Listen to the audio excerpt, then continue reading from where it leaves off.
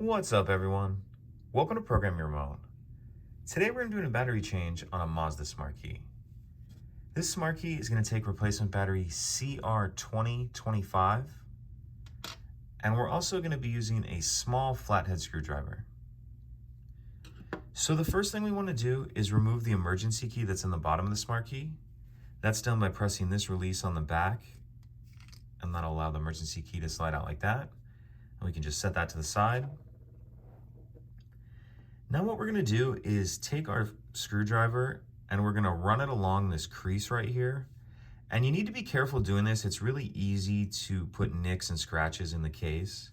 But what I'm gonna do here is just put it in there and then gonna kind of just push up and run it along there.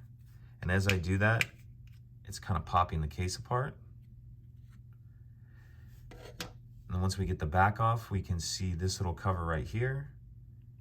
Go ahead and pry that up. Now we see our battery.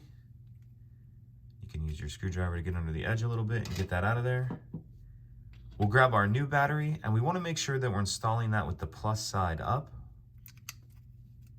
like that. Get our round cover, snap that back on.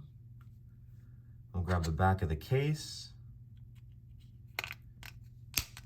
snap that on.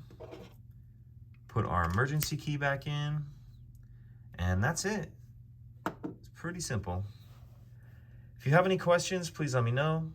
If you could take a second to like and subscribe, it helps us out, and I'd appreciate it. Thank you.